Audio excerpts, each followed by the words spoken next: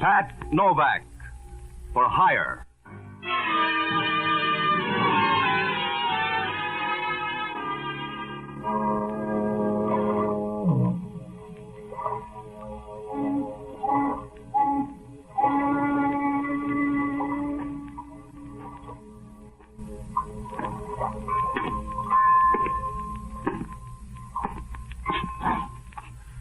Sure, I'm Pat Novak, for hire.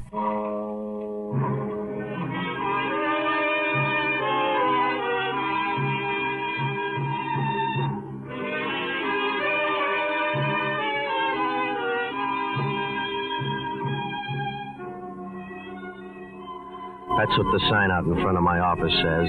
Pat Novak, for hire. Oh, you don't get in the blue book that way, but you don't embarrass your friends either. Because down on the waterfront in San Francisco, they don't separate the good and the bad. They let them run together. And before long, you got a caste system. You're either alive or dead. If you're on top, you keep fading the crowd and trying for sevens until you lose the dice. It's about the only way to play it, unless you like worms. I rent boats and do anything else that'll put a fast handle on a buck. But it doesn't always work out because down here, all your luck is junior grade and trouble is trumps. I found that out Tuesday night. It was the first time I ever saw Rubin Callaway, and the last time, too, if you like to keep a tidy record. It was about 7 o'clock, and I just started back across the bay from Sausalito.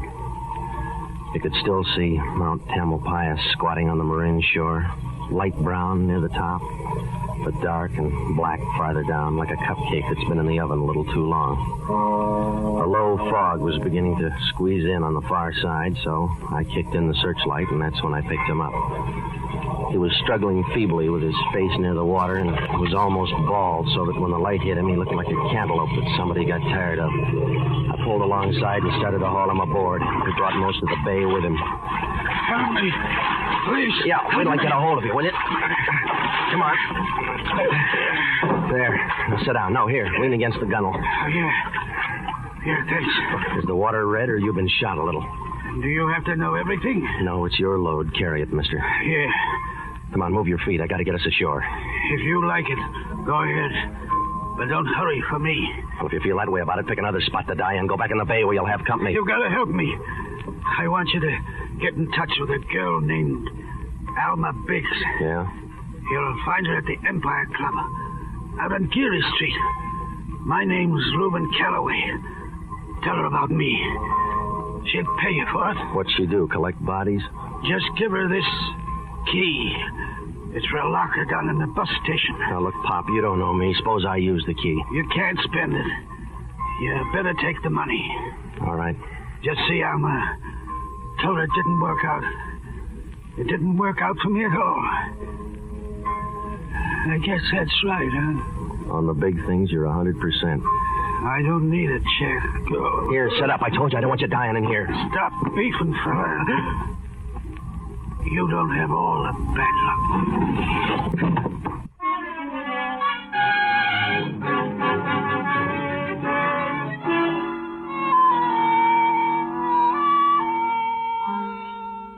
They must have sent a fast chariot because when I leaned over, the guy was dead. And he was working hard at it, too. He was a skinny little guy, all bent up and twisted in the bottom of the boat like an old paper clip. Wouldn't do any good to straighten him out because he wasn't going to sleep easy. His eyes were open and rolling around at the sky as if he was on the make for a star. And the skin hung loose around his face so that when you touched it, it felt like an empty baked potato. Well, I pushed him into a corner and I started for Pier 19. When I got there, I hauled him onto the dock and I went down to call homicide. Must have been about 8:30 when I took a cab out to the Empire Club. It was a gambling joint out on Geary Street where they cut their whiskey and cards in different rooms. I asked the guy at the window if he knew Alma Biggs, and he pointed her out by the roulette table. She was wearing a white satin evening gown. As I walked up behind her, I noticed she moved in rhythm with the roulette wheel. It was interesting. If it had been a merry-go-round, they'd have pinched her. I squeezed in next to her at the table, and I was thinking of trying it again when she started to talk. It's a tight fit. Are you sure you like it? I'm not going to stay long. That's what Rudolph Hess said. Make your bets, ladies and gentlemen. Gamblers, make their bets. Stake me, Alma. I can't afford you, darling. Go broke for Rubin Callaway, then. 4 on the red. 4 on the red. 4 on the red.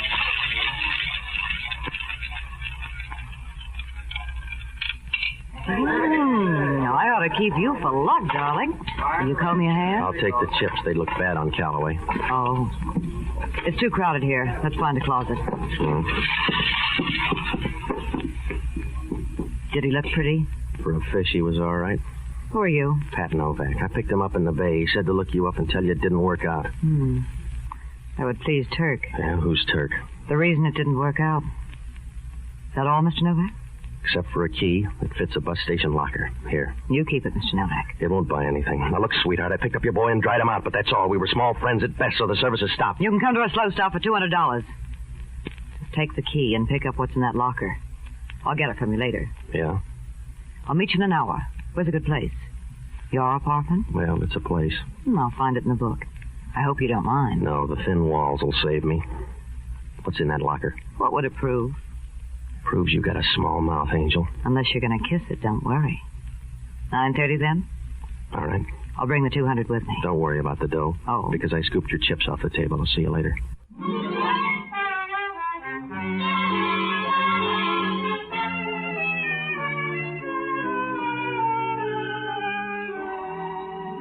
She stood there watching me as I walked over to the cashier's window.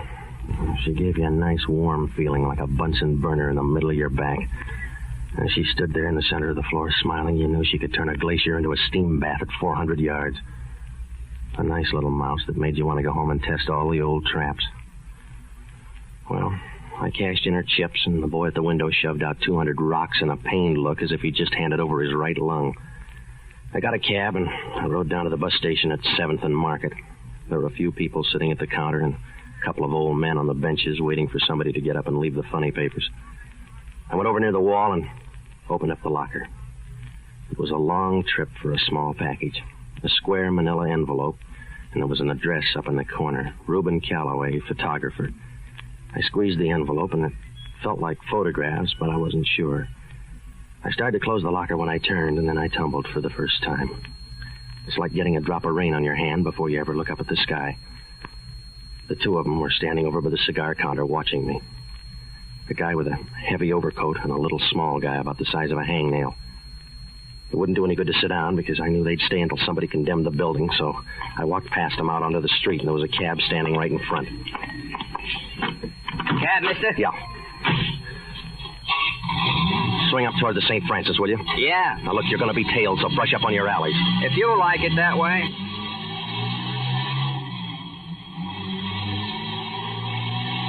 Hey, you were supposed to take a left there on Mission. I got a license. Where's yours? I told you to double back over Market. Get out and walk if you don't like it. I've been bought, mister. Oh, my two friends. That's right. You should have come first. I ought to part your hair. You got more chance with them. Here we are. Where you going? You like alleys, that's what you're going to get. Yeah. Take it easy, fella. You're not going anywhere. You were nice while you lasted. Take it easy. You better walk up a wall. They'll block the alley. See?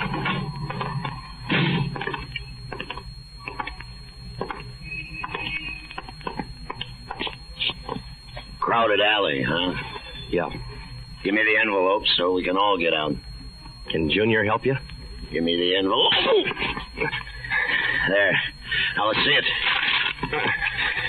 Yeah. Still sealed. You all through? I don't know. No, see. Like him, Joe? No. That's the way it is, mister. He don't like you.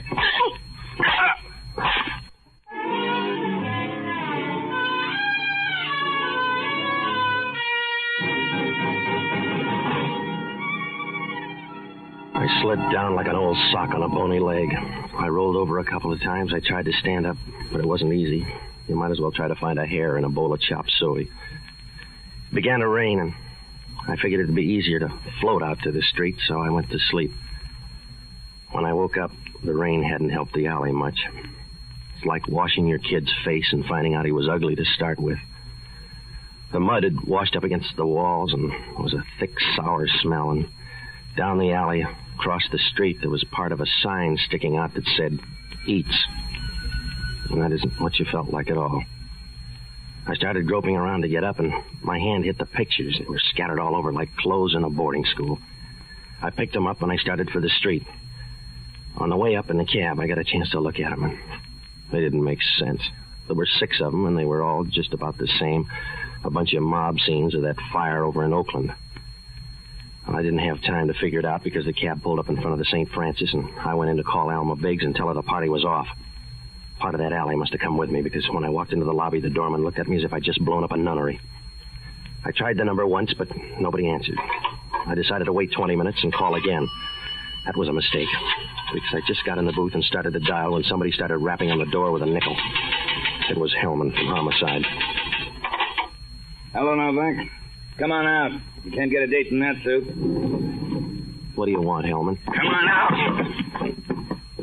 You're a hard man to find. Well, you don't look in the right places. I'm a family man. Tell me about the dead guy. I don't know, Hellman. He died in my boat. That's all I know. He didn't say anything? Just sentimental stuff. His name's Rubin, Callaway, and somebody threw him in the bay without instructions. I don't know a thing about him except he takes pictures. Yeah?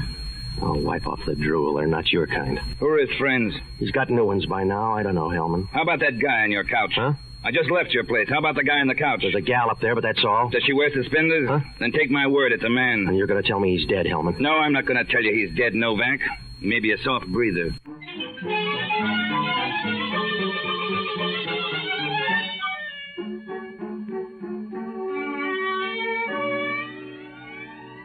When Hellman mentioned the stiff up at my place, I knew we were going to be in low gear the rest of the night because Hellman isn't an easy guy. He wouldn't give his wife an aspirin if she had concussion of the brain. He took me out the side door, and we rode up to my apartment. The dead guy was lying on the couch with his arms across his chest as if he wanted somebody to give him a lily or a way out of this. The lamp was shining down on his face, and the light was distorted, but when you stood over him, you could see his face was the color of pressed seaweed. If he had anything to be happy about, you couldn't tell, because his mouth was open and hung over to one side like a loose change purse filled with old teeth. His clothes were rumpled, and his shirt was open at his neck. You could see a chain around his neck and a silver medal in the dull light against his chest. It looked out of place and made you feel funny, like seeing a picture of a Madonna in a bowling alley. I watched him while Hellman made noise. He still looks like a man. Yeah? Who is he? George Leggett. What does that prove? Who his mother was. We're checking for a record. The gun, too. What gun? One was lying here on the floor. Mixed up, Novak. There's a connection.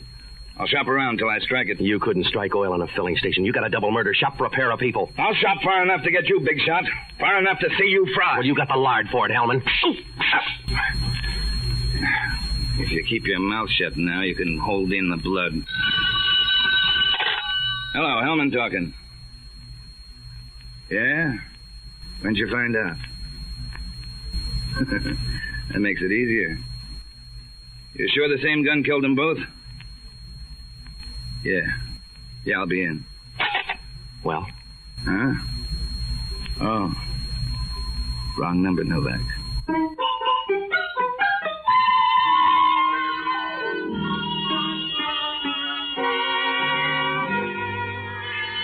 They didn't give Hellman a sense of humor. They gave him a loud laugh instead. When he walked out of my place, he was smiling like a funny man who's just exposed Santa Claus.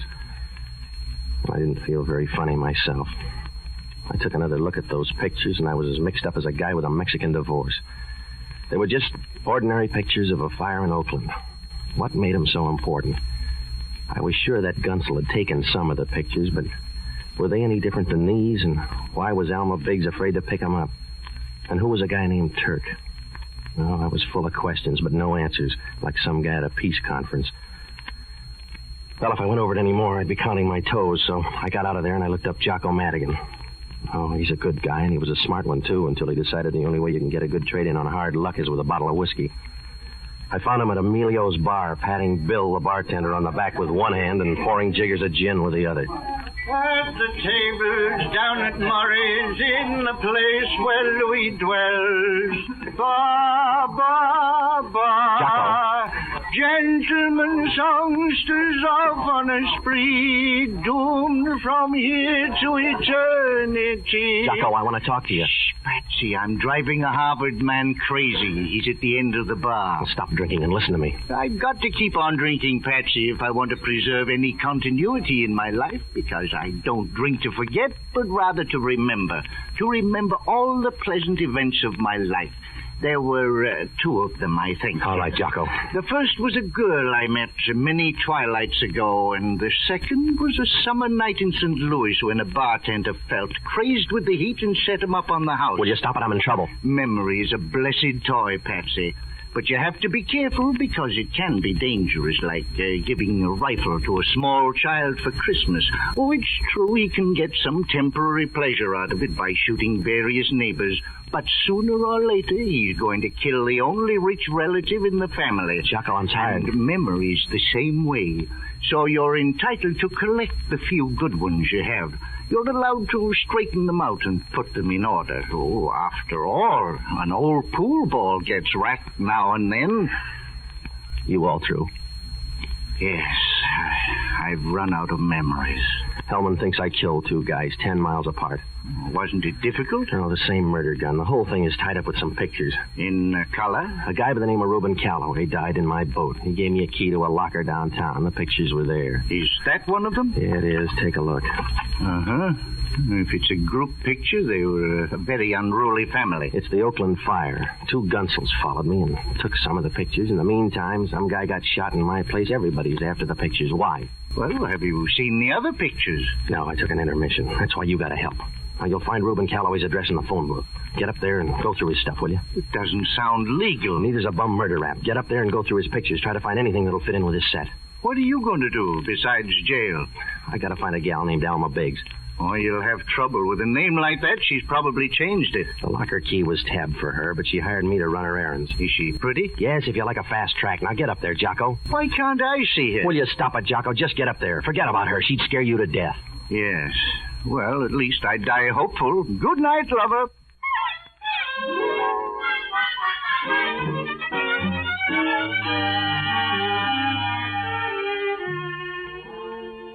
Finding Alma Biggs was quite a job. Oh, I knew she was around, but I couldn't get to her. It was like trying to get a peanut shell out of a back tooth. I called the Empire Club, but they didn't know anything about her. I went through all the phone books and the city directories, and I didn't get anything but a sore thumb. I didn't do any better with the hotels. I sat in Lupo's and called them all, and by 1 o'clock I knew more desk clerks than a vice squad cop, but no Alma Biggs. Finally, I went out to the Empire Club and I started talking to the cabbies. About 15 minutes later, one pulled up and remembered taking a girl in a satin evening gown up to an apartment on the hill.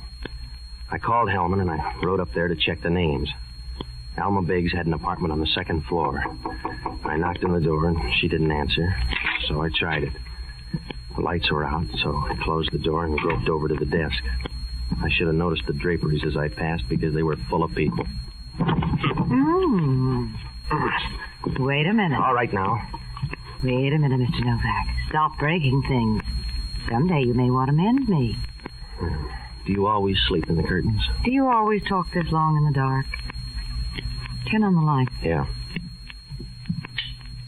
I wanted to see who you were. George Leggett, maybe. Oh, do you know him? We're roommates. He died on my couch tonight. Anything serious or just humdrum death? He's satisfied. What do you know about him? I never heard anybody say a bad thing about him. Of course, I never heard anybody mention him. Now, look, Angel, it's late. Who's George Leggett? Why do you care? Because homicide cares. They got Callaway and Leggett back to back, and they want my skin. It's a nice skin, darling. Where are the pictures? Unless you're a social worker, you're not going to like them. Here. Let me see. They're not all here. Yeah, I figured that. Where are the other pictures, Patsy? In some Gonoff's album. Two of them jumped me down near Mission Street. Who are they? Well, we never got that friendly. Well, there couldn't have been two of them. Well, maybe the little guy was just window dressing, but he gave the right answers. Patsy, I think you're a liar. You're nicer than homicide. I want those pictures. You do. And I'm going to take them away from you. If I had him, that's a big enough gun to do it. Get the pictures, Patsy. It's a bad time for murder, Angel. Homicide's working this week. I haven't time, Patsy. I'll push you down like a blade of grass. Get the pictures. Now, look, sweetheart, I took a job for $200. It covers a tandem murder rap and a sapping down on Mission Street, but it won't cover big talk from you. Now, put the gun away or I'll binge you hard. Don't move up when you talk. Oh, you're around behind. Give it to me. But, Patsy... It feels good. Let it go or take the pain. Drop it. You don't have to hang on. I'm not a barbell. You're handy now. Who's Turk? Stop it. You're hurting my arm. There's a guy named Turk. I want to know who he is. You're late for that. Who is he? Go ahead. Tear it all, but you'll die ignorant. Yeah. You sound blue, Novak. What do you want, Hellman? I want to give you a reason. We got the coroner's report on George Leggett. Yeah? He died in your apartment. The blood off your carpet looks good on these slides. All right, so the murderer sold me the rug. So what, Hellman? So we ran down George Leggett's record. A Detroit gunman who got out here 6 weeks ago. Yeah? He traveled for years with a guy named Turk Spaniel. Well, that's your boy. You better find him. We already have. Don't tell me he's up on the couch. He was born too soon for you. We checked with Detroit police. What'd they say? They know all about Turk Spaniel. He was killed 9 years ago in West Detroit. But they found the guy that did it and sent him up to Lansing for life. Yeah? Yeah. He was a guy named Joe Biggs. Say hello to your girlfriend.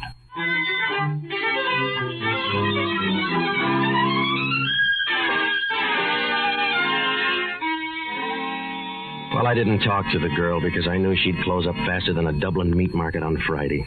I left her and went down to the Chronicle morgue to find out what I could about Turk Spaniel. Hellman had covered it.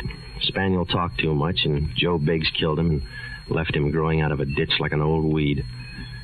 Oh, I didn't know where to turn now. With Turk gone, who was after those pictures besides Alma Biggs, and what did they prove?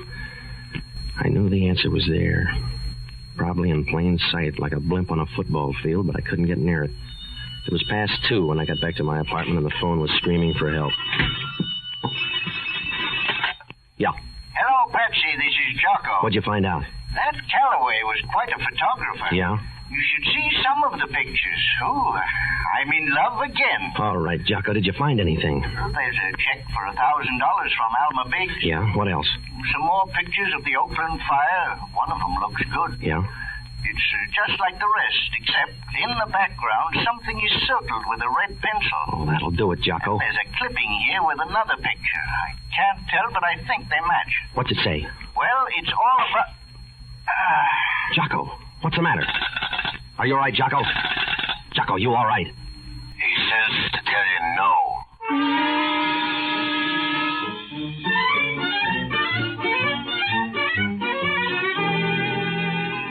After Jocko's call, I grabbed a cab and rode up to Callaway's apartment. When I got there, Jocko was sitting in the middle of the floor as sad as a steer on a sheep ranch. He hadn't seen who hit him, and the picture was gone. So was the clipping. I asked him if there were any negatives around, and he said no. That meant somebody was still on the prowl for the negatives. So I called Hellman and briefed him, and he said he'd meet us at Rubin Callaway's studio in 10 minutes. When we got there, it was dark, but I sensed Hellman in the back room. Turned out to be a couple of pans of acid, but he was there going over the negatives. All this guy did was take pictures. Let me take a look, will you, Hellman? Can you spot the right one, Jocko? Hold them up to the light. All right. Now, here are the fire pictures. How about this one? No, I had that one. Yes, that's it. And this fellow back here is the one that was circled. Hold it up so I can see. Hello, Turk. You waited too long. Give me the picture, mister. All that gun will do is make noise, Spaniel, and it won't make enough to keep a secret. Just hand me the picture. Somebody knows you're alive now. The picture's for laughs. It's your word against mine. I'll be so far away I can't hear the argument. Let me have it. Don't give it to him, Novak. Yeah, I'll give it to him. You take it away, Hellman. Thanks, Novak. That alley taught you manners. You stand over there. I want to remember the way you looked. Don't worry. I'll tell you about them, Turk. Huh? You keep backing into this gun, it's going to show around your breastbone. The guns are getting cheap. You better drop yours, Spaniel. Over there. You look the same, Turk. Or almost the same. You got this all wrong, Alma. Joe doesn't look the same. 9 years in the cooler and you lose your personality. Please, Alma, don't do anything crazy. After 9 years, you lose almost everything. Joe's lost everything but me. Down on the floor, Spaniel. I want you on your knees. Please, Alma, you got it wrong. I got it all right, Turk. Because Joe wouldn't lie to me. When he said he didn't kill you, I knew you were alive. Please, Alma. Down on the floor beside the table. Go easy, baby. You got a copper here. I can't hurt him, Novak. Tex Spaniel's legally dead. What you can do to a dead man is careful to does. Please, Alma, you're not seeing this right. I'm going to have a better chance than you. You couldn't see Spaniel. You couldn't see your way back to help Joe out. You look good on your knees. Over by the table. Leave that acid alone, sweetheart. I'm going to help him see with a whole pan full of it. I'm going to help you see, Spaniel. Please, Alma, you wouldn't do that? You got the short end of the bet.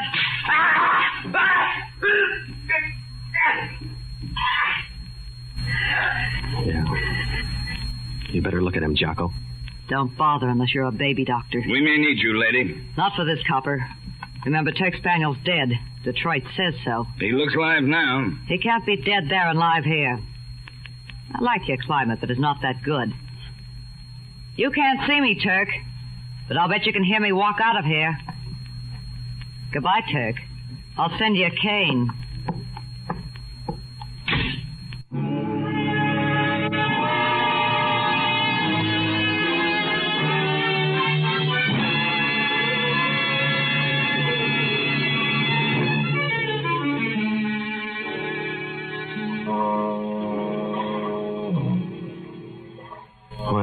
Hellman managed to get most of the story out of Turk Spaniel. Rubin Callaway stumbled into the whole thing, and he didn't know what hit him. He went over to Oakland to take some pictures of the fire, and he got a picture of Spaniel in the crowd. Spaniel saw him and trailed him over to this side. He had to get the pictures because back in Detroit, he'd framed Joe Biggs with a riddled-up body and skipped out of the country. He'd been away until a few weeks ago, and now he was waiting for a boat out of San Francisco, so he had to stay dead. He sent George Leggett after the pictures, but Leggett figured it was a good way to double-cross him and stay in the clear, so he tipped off Alma Biggs, who'd come out here on a lead a few weeks before. Turk finally tumbled. With a local gunsel, he killed Callaway and left Leggett in my apartment where he trailed him. It almost worked out, but he didn't get to that shop in time. Well, Hellman asked only one question. When I first met her, did I know Alma Biggs was that hard? No. In that satin evening gown, I didn't think so.